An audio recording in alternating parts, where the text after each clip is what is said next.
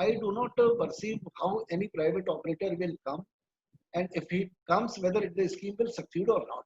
And ensure punctuality at, I don't know how will you ensure punctuality.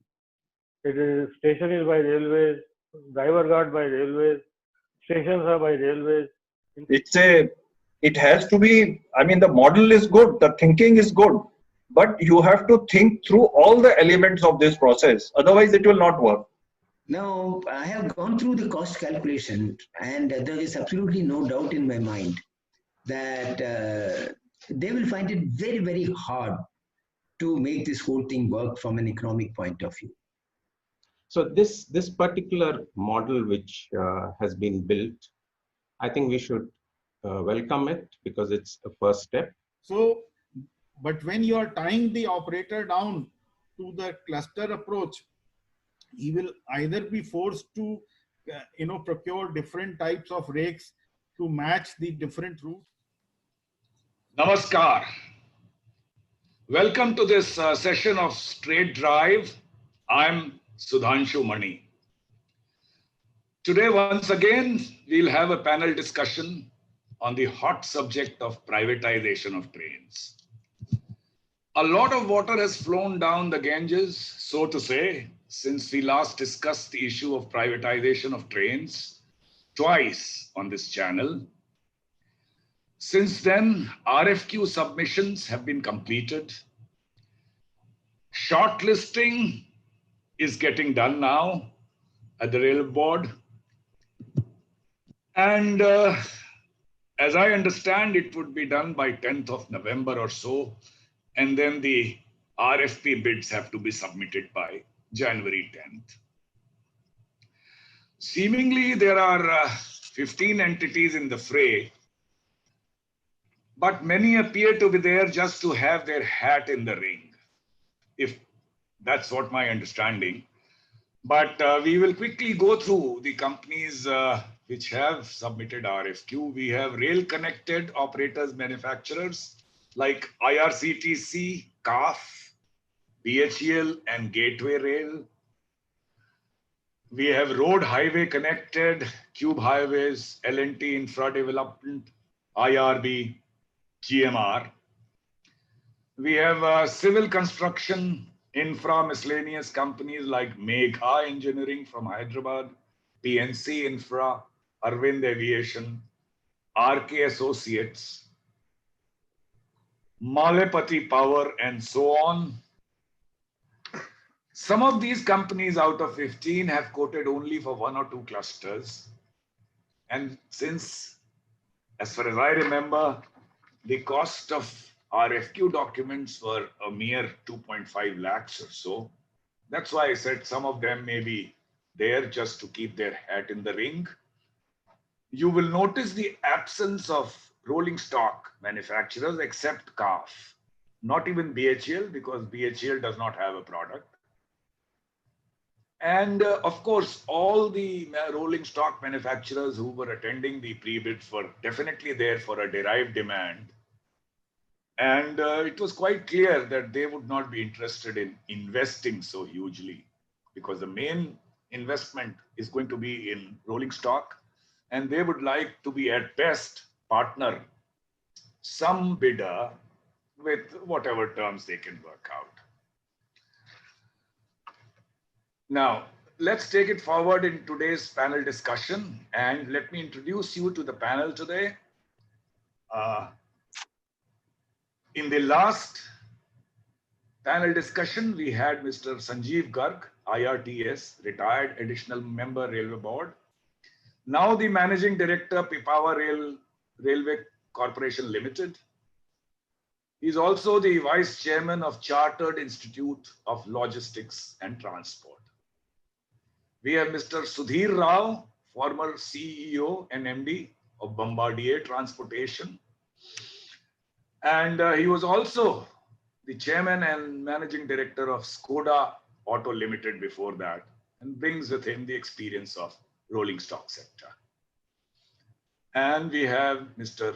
Ramakrishna TS, consultant and researcher, founding member of Pursuitex LLP consultancy firm. All of us although it's first of its kind venture, all of us really want this to succeed if India has to move forward. Let me state that in the beginning. But I will try to be the devil's advocate, and I will start with you, Mr. Garg. But all of you can join anytime. So there seems to be no regulator after all. I remember when Mr. Prabhu had brought in the concept of the regulator through a Parliament Act.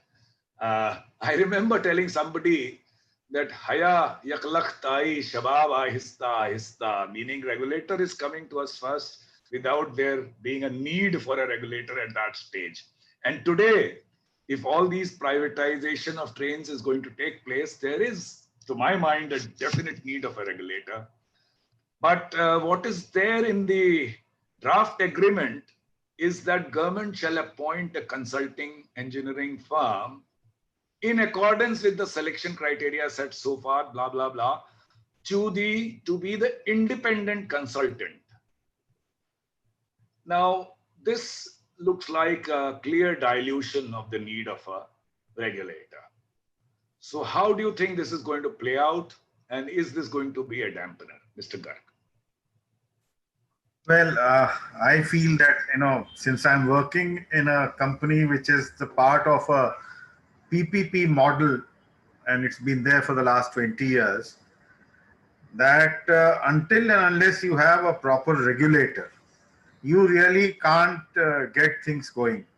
Because if you have this concept of a consulting engineer whom you want to call independent, but in the market, actually, nothing is really independent in my opinion.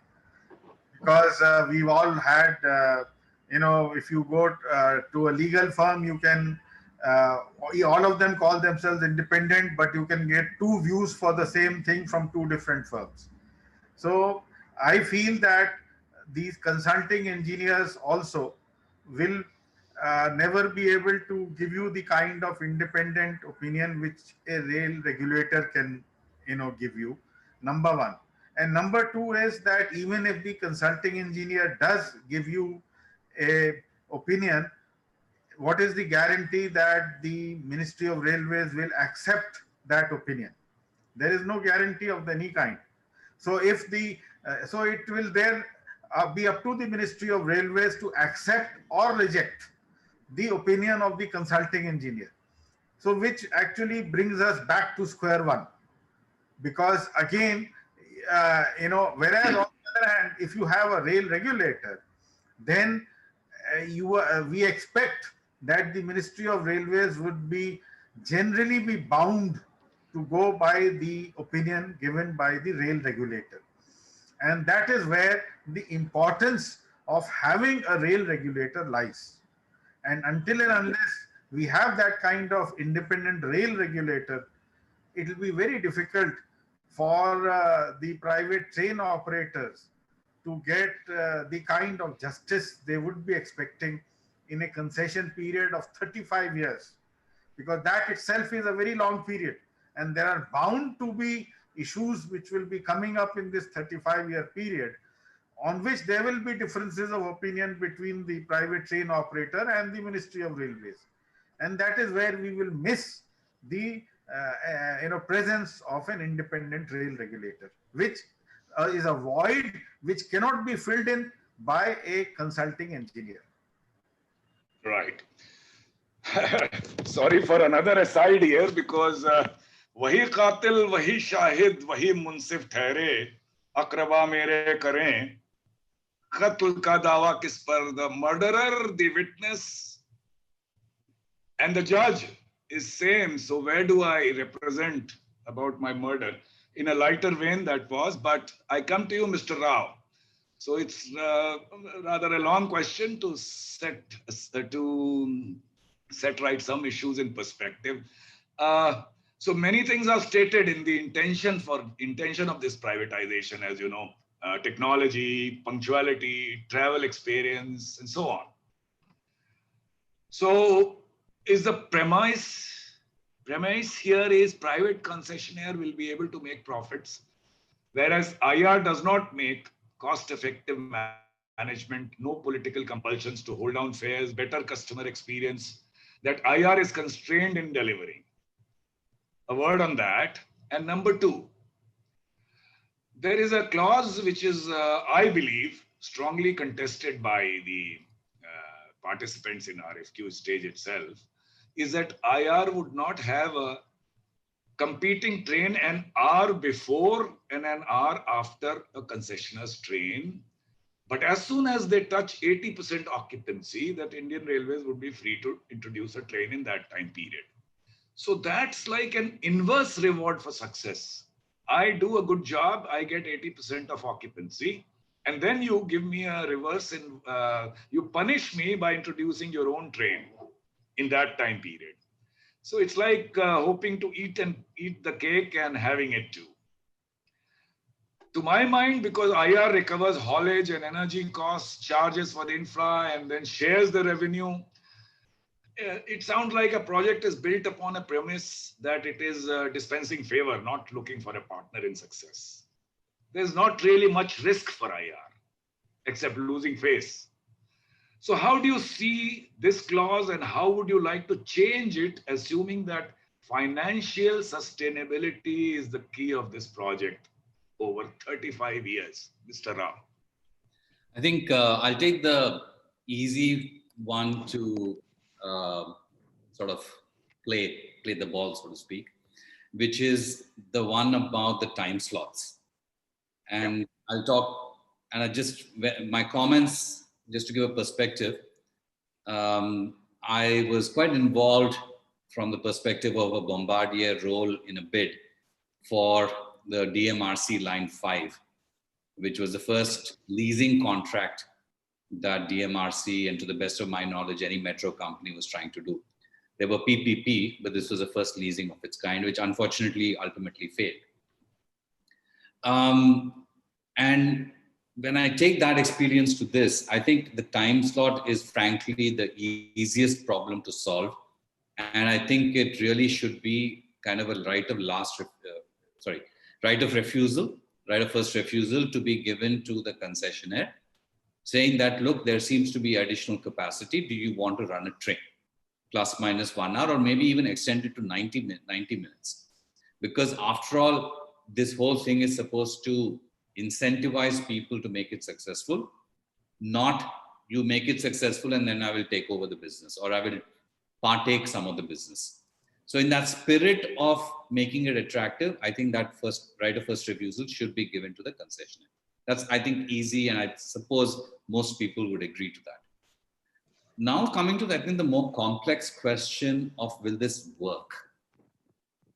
And I think partly there, depending on your perspective, but there is no unqualified success that I am aware of anywhere in the world. Even the UK, which has gone down this path, starting with the Margaret Thatcher years in the 80s and 90s, had a system where there were very large financiers involved. My understanding is that when these rolling stock companies were created back then, they were essentially long-term infrastructure financing arms of large banks.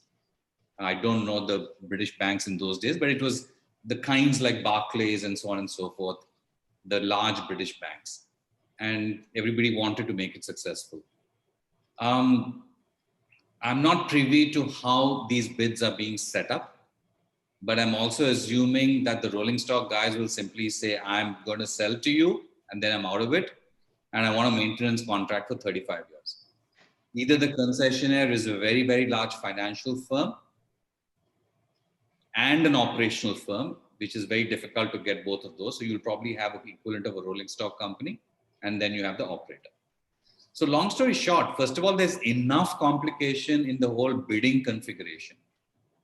In all of this, the amount of risks that everybody is going to build in is going to be huge.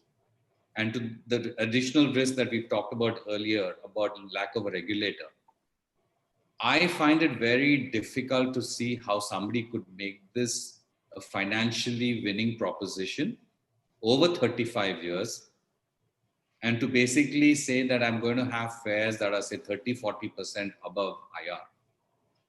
And especially on some of these routes, the IR product is not that bad. I mean, yes, It can be improved substantially, but are people willing to pay 30 to 40% more, if maybe even more than that, premium for a more comfortable ride and a better product? So I think there are a lot of challenges. Yeah. The suggestion I would give, and I encourage this at the time of the DMRC thing as well, is I would actually, I suggested back then and I'll say it now, in this context, call the bidders who are interested in clusters and tell them to put in a number of what they think they're going to bid. And they can use their own game theory as to how much they want to put. Literally do this in front of everybody, cluster by cluster. Take those pieces of paper, do an average or even the range, whatever the hell you want to do. Say it in front of everybody. And it's kind of the good old auction. My father was in the government service, forest department. And I remember attending these forest auctions. There's something called a reserve price for every lot of timber. That's what I learned back when I was 12 years old. So I think you have to create an expectation that is transparent to all concerned. And then I think you start to debate whether, if I'm getting bids at that cost, is this going to be worth it for me? And am I going to go to actually proceed with this?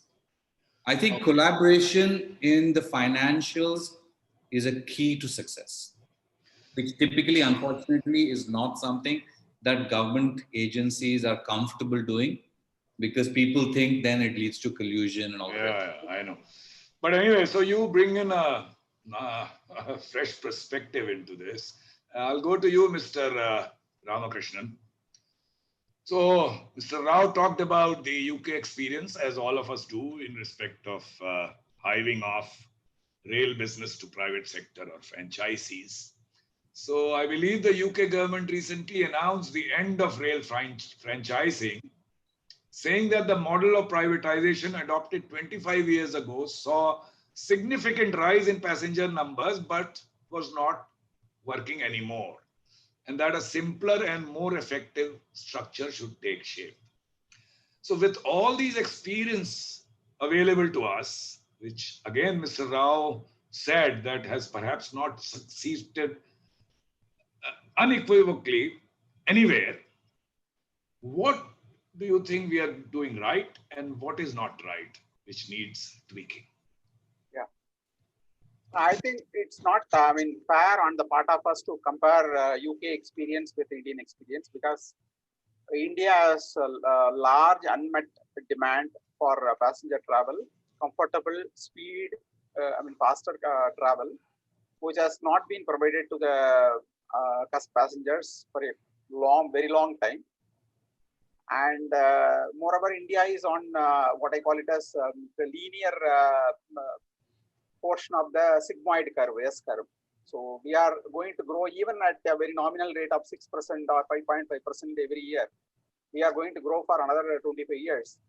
And as a result, even if the population growth is just 1%, the real per capita income of people will go up by 4.5% or 5%, which is substantially higher than what it was the case in UK in the last 25 years. But all we see the UK GDP development, it is just 2%, 3%. So when the fares were increased beyond the consumer price index, that is what the problem there actually. They have used called retail price index, which is almost 50% more than the consumer price index. So they have at one point of time they have lost the people have lost the charm with the private players. And moreover, there are other reasons also there, because they have introduced it in 1990s, mid-90s. And when the new train sets come, it will be very charmful for the passengers. But over a period of time, the maintenance and other things will, if it gets take a back seat, then the coaches will become older, and then the value proposition for the passengers also will not be there. So India, I think that we can experiment with this privatization, because we are on the growth path. Maybe this may not be possible after say 2040 or 45, because where we have our economy will saturate, and then people desire to travel faster, people desire to travel comfortable further. may not happen at a later point of time. Now there is a terrific need, and even the average speed of our trains are much lower than the average speed of the trains, whether it is private operated trains or the government operated trains in UK is very much lower. They operate at least at 120 to 140 km per hour average speed, whereas we are struggling to go beyond 60 kilometer, 50 to 60 kilometer average speed. So I don't think the UK experience can be taken for us, because and moreover, if at all we compare the travel, how much we rail travel we are providing, they provide almost 80 billion passenger kilometer travel for the population of 7 crores, whereas we are providing only 1,100 billion passenger kilometer for a population of 130 crores. So still, and our ridership, our passenger share also in rail is compared to other modes is only 10 to 12%. So there is a huge scope for private operators to bring better technology and other things. Of course, there are other factors that can affect it, but basically there is a unmet demand and aspiration by the Indians to travel faster, travel better, and there are good cases of Volvo bus introduction in the last 15-20 years. There are now 9,000 Volvo buses running between various city pairs. Right. So I take your point, Mr. Ramakrishnan. So I'm sure none of the panelists or so many other experts, nobody is really debating the need of privatization per se. But I'll come back to what is perhaps a large question, is whether it has been made attractive enough for investors, because this is huge investment. It's like 3,000 crores per cluster. Exactly. Approximately. So now it would appear that the revenue share is a bit of a killer. You see, energy charges, I'll go to you, Mr. Garg, when I ask this question. These energy charges and operating costs are somewhat in control of the concessionaires, because by their own efficiencies, they can improve that. But haulage charge is not in his control. It's like a fixed charge for the concessionaires over the 35 years. So I would think that one way to get more investor confidence is if IR is looking at enhanced passenger experience, added revenues also, without any investments, mind you, then this should revenues share instead of revenue share, or rather, even if it's a revenue share, the haulage charge should be reduced out of it, so that burden on the I don't mean it should not be charged. What I mean is it should be reduced, so that the burden on the investor is much less, and it's more attractive to the investors. What would you suggest is how can it be made more attractive to would-be investors? Firstly, the haulage charge is basically based on a fully distributed cost model. And the fully distributed costs include every cost that the Indian Railways have to bear, which includes pension, medical, RPF, etc. So naturally, a lot of things are getting loaded into the fully distributed cost model, which inflate the overall haulage charge per train kilometer. In fact, when the Palace on Wheels began as a private train in 1982, which is amongst the probably first few trains, passenger trains, so to speak, which began as a private train. And the Rajasthan Tourism Development Corporation was the private train operator, so to speak. They continued to incur losses for a long period, but being a public sector organization, they managed to somehow continue. But now, it was as recent as the year 2018, when all the luxury train operators got together. There were 4 or 5 of them, and represented to the railways that the haulage charges were too high, and whatever financial model they adopt, they were never able to recover the cost that they were paying to railways, and of course incurring otherwise.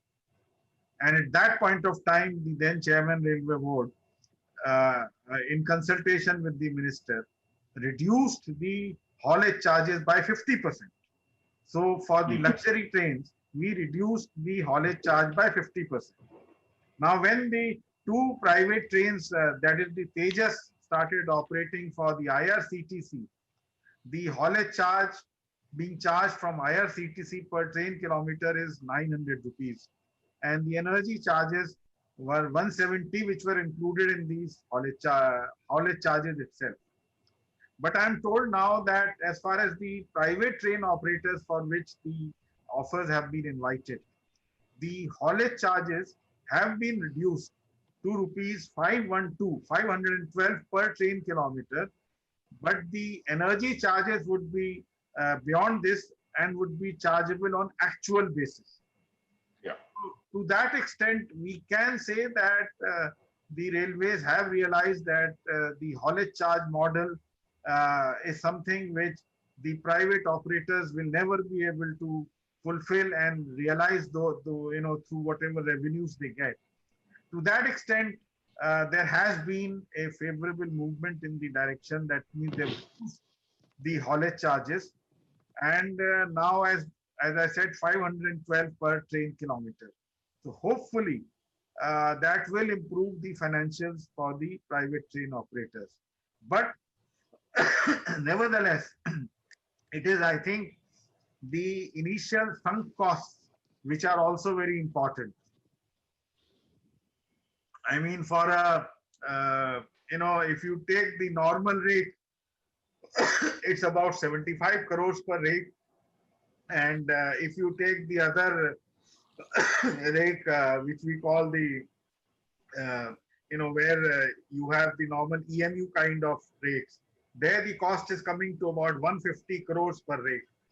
And if you are required to have 12 rakes or 13 rakes for one cluster and maintenance facilities, he'll have to invest about 2,000 crores. Yeah.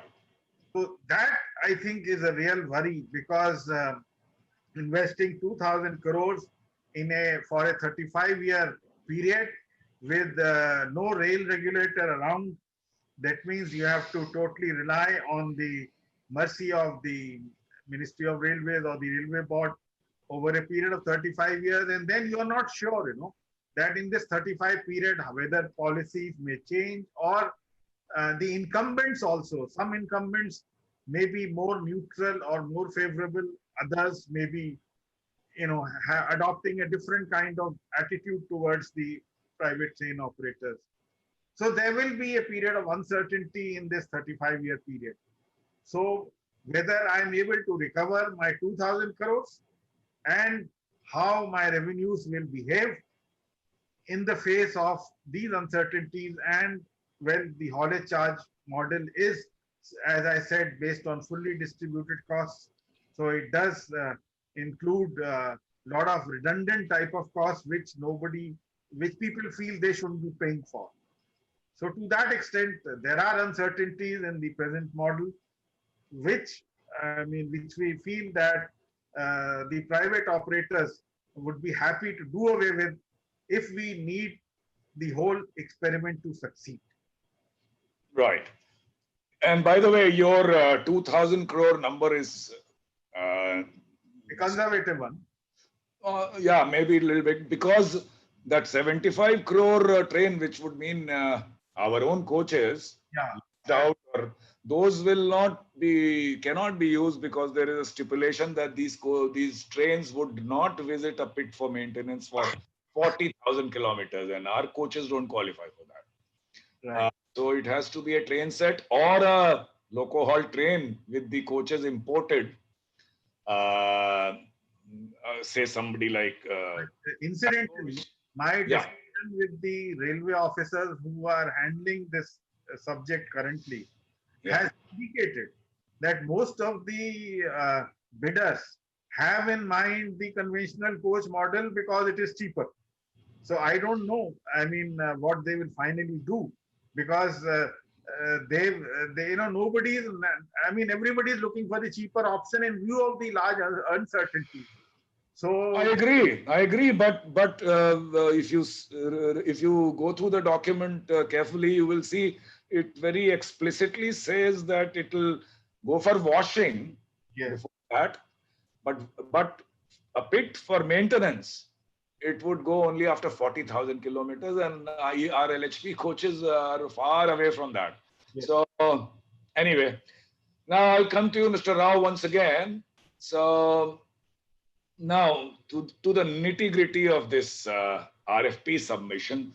Once the shortlisting is completed, as they say, by 10th November, so a prospective bidder would need to do massive research into the commercials, the passenger occupancy.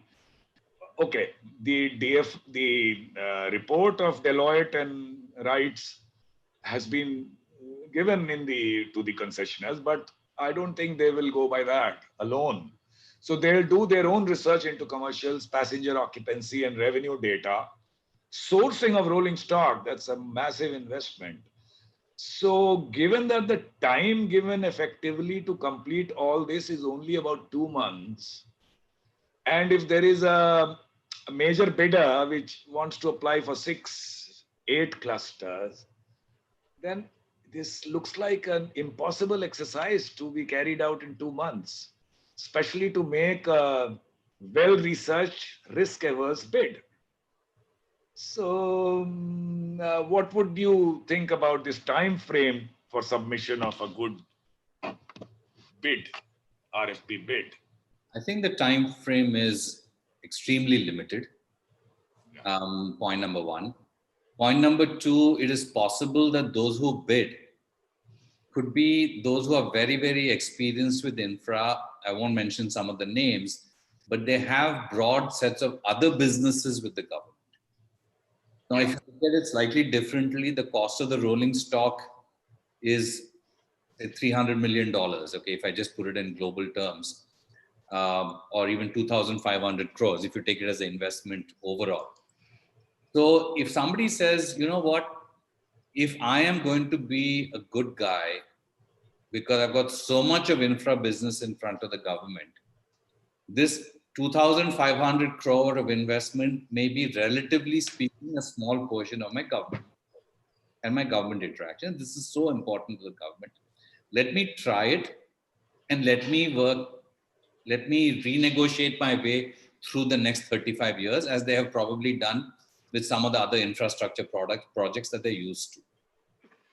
That would be one mentality why somebody would still do it nevertheless and say, I will find a way to make it successful over 35 years through renegotiations. Point number one. If I were to take again a purely corporate Bombardier type mindset to this, I would definitely not put in a bid within 60 days. I could not. And as you said, you are going to presumably commit to at least 1 or 2 rolling stock manufacturers. You're going to have to assess their rolling stock, their maintenance capability, their agreements between you and them, which are very complex. So it's very, very difficult to do it in 2 months, if not impossible.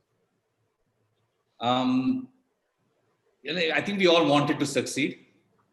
Yeah. So if I were to just be optimistic for a second and say, theek hai, there will be 1 cycle, 2 cycle, but eventually it will happen in say 120, 180 days and not in 60 days. You haven't asked me that question, but if I maybe just leap ahead and say, what would I do slightly differently to tweak it? Go ahead. Beyond the timing issue. I think 2, 3 maybe strange ideas is have a number that you say is an option for you to sell the whole project back to IR at certain intervals. At the end of 5 years, I'm going to turn over my project to you, which project means my rolling stock, my this, that, everything, yours. Point number one. That could be code 1 exit clause on which they're evaluated. Point number 2, what I would do is I would have a 10-year re-auction with the company that has won it the first time around, having the right to, last or first refusal, whatever. And obviously with some clauses that say that the project as it is will be taken over. So let's say Bombardier is committed to a 35. I'm sorry, I keep using the word Bombardier. It is not to put them in the hot seat or whatever, but obviously comes emotionally closer to my tongue. Sorry about that. So, you can say that this same 35-year maintenance contract, Bombardier will transfer it from XYZ to ABC company. The last thing could be that, okay, fine, I'm just going to walk away from the project. I will have the right to just sell the rolling stock at a certain predetermined price. You have a declining method or whatever you want to come into, and say the rolling stock, I'm now giving it to IR. And IR would then be obliged to take it over, obviously, at a predetermined cost determined in the bid. I think negotiating the fine print, again, it's all public knowledge. Memory serves me correctly, DMRC took at least 6 months to negotiate with CAF after CAF won the DMRC Line 5 bid. And eventually, they obviously couldn't come to closure, and the whole bid just was disbanded. So it's complex, very, very complex. That's why I mentioned earlier that the way to succeed is to have very open financial collaboration upfront with broad numbers without saying which company is thinking of what kind of number, so that the risks and the cost of those risks is clearly understood by all. Interesting that you talked so much about the exit clauses, because there is an uncharitable view that there are some bidders who are looking very strongly at the exit clauses. As in case of East Coast Line, UK, concessionaire walk away from the franchise without serious penalties when the ludicrously unreal projections that won the contract in the first place turned out to be fantasies. But I'm sure we are not into that hole yet, and I'll come to you, Mr. Ramakrishnan. So central to this project is, of course, there are many things stated, but basically bringing in rolling stock, modern rolling stock. So the world majors of manufacturing, Bombardier, Siemens, CAF, Alstom, Japanese, I don't know whether Chinese would be through, and so on, so many of them. So they are only, I'm sure, looking at derived demands and would hardly like to invest themselves, which they don't anywhere. So what do you think? Since my information is, even at that stage, even with the biggest players who have bid, a serious negotiation with a rolling stock manufacturer has not started. So do you see a reasonable possibility of modern rolling stock finally arriving in India through this? Yeah. So I'll answer this a little later, but before that, I want to make a few comments about the previous discussion. Mr. Garg has rightly pointed out that without a regulator, nothing, it's not going to be, the trust between the concessionaire and the Indian Railway will be very much poor. And I hope in the next 2 years, at least Indian Railway should realize that, because, and then before, the actual operation starts, they must institute a regulator. That is first thing. Second thing is, let me stop you here. Yeah, so that's the idea, but the way they have declared the document, it's up to those who bid for RFP to make a strong pitch that you have 2 years before the operation start in 2023 to put in a regulator in place. But that doesn't seem to be the case as of now. Yeah, please go ahead. Agreed. The second thing is that the entire project is not enough sweet coated. I mean, why I'm saying this, it's for various reasons. First reason is the concession regarding infrastructure projects, whether it is private trains operation or any project. My sense is always that the concession period should not exceed 20 years. Anything, it's very difficult to forecast anything beyond 20 years, because this is what has happened in the case of UK Rail also. It has been doing badly, and then the COVID has worsened the situation. So any forecasting beyond 20 years is extremely difficult, and moreover, the return on investment for the private operators, will come only in the initial years, 15 years. After 20 years, the expenditure on maintaining rolling cost, rolling stock, and then replacing it with new rolling stock, all will add up the cost, and it doesn't make any sense. So the best thing is to have this. So these are the 2 points. And third one is, when I say the railway should sweet coat more, what I am saying is they get only, slightly profit only in the 3-tier AC. At 80% occupancy level, they started getting, they start doing break even, and then they start earning. So what my sense is that if railway can get 1 paise per kilometer, per passenger kilometer, after deducting all the expenditure from the private player, that is more than enough for them. Yeah. That should be the case, because in the initial days they must sweet coat heavily.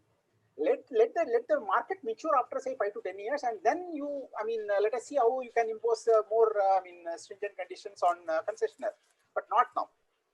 And then I'll come back to your question of rolling stock, whether the modern rolling stock will try to play on Indian railway tracks. I'm very doubtful, because there are at least 30 to 40 rail rolling stock manufacturing companies in the world. This is a global tender, and only 2 rolling stock manufacturing companies have directly applied for this. One is a public sector undertaking, BML, another one is CAF. Only these BML is not there. It's BHEL. It's BHEL. And BHEL doesn't have a product. So in that case, only CAF. Only CAF. So all the rolling stock manufacturers who are even manufacturing in India as a part of Atmanirbhar are staying away from the whole business of this, and they wanted to wait and watch approach, and ultimately if the players feel that it is not viable, financially viable, what they will do is they will end up going for Indian, the conventional rolling stock of locomotive hauled coaches, or if that is not permitted, as you have said, that the speed and other, then the maintenance aspect also you said. So if that is not happening, the entire process may not fructify. That problem is that, because on the one hand, these people will quote with existing rolling stock, and the railway may not accept that. And when there is no meeting point, the entire thing will collapse. So my sense is that the entire project is to be speed coated heavily, so that people who spend so much on rolling stock, because you have put all 2,000 crores, 2,500 crores as figures. My sense is that it should be at least 3,000 crores for every cluster. So for 12 clusters, it will be 36,000 crores. And moreover, we have to see the minimum denominator.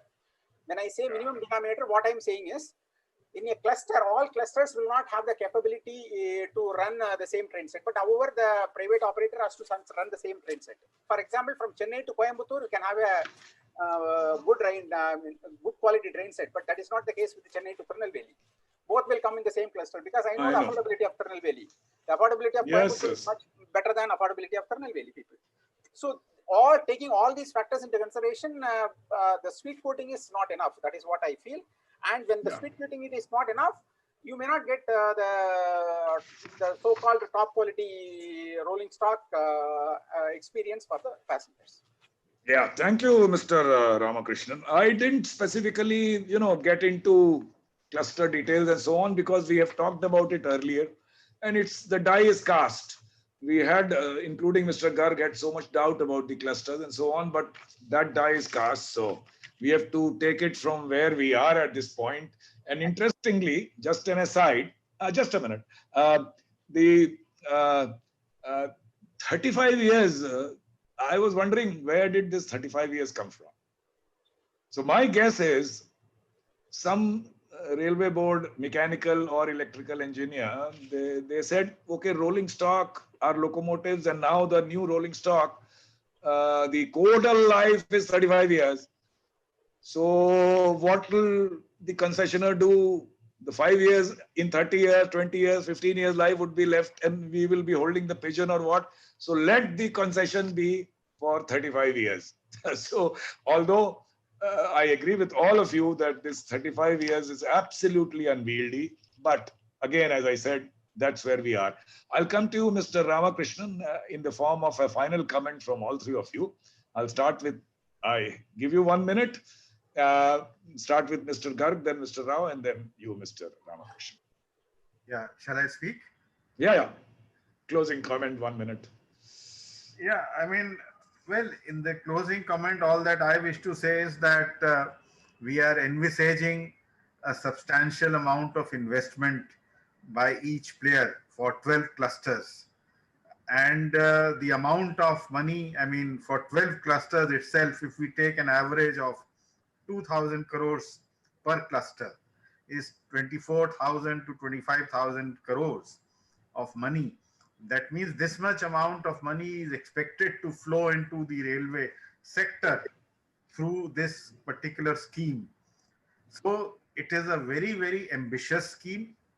And to that extent, it is very necessary that we tread carefully and do not commit a major blunder, which will then cause permanent damage to the whole system of private train operations that we are envisaging.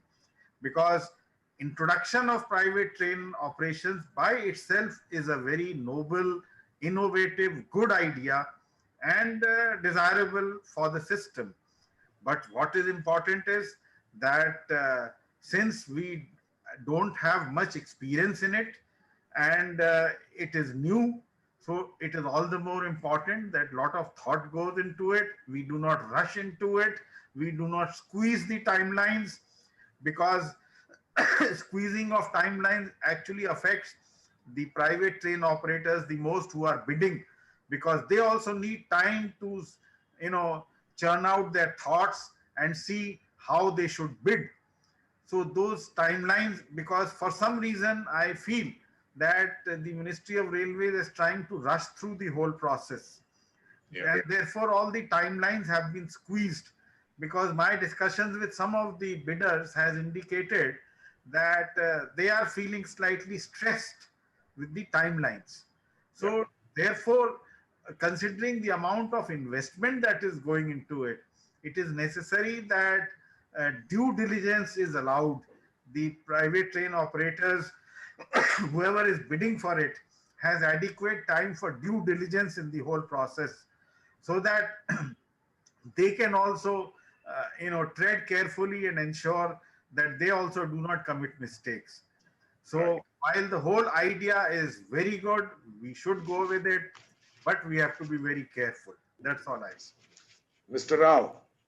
So I'll just segue away from Mr. Garg, and picking up on the time thing. I completely agree.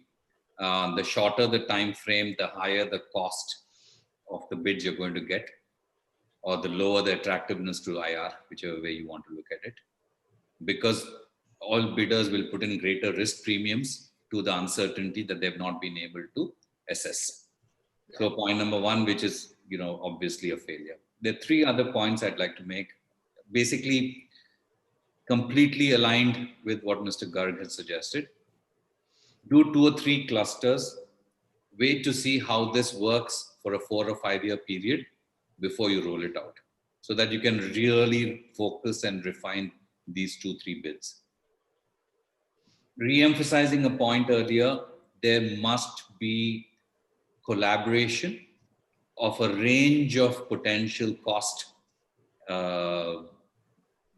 scenarios that all people are aligned to and are mentally willing to accept.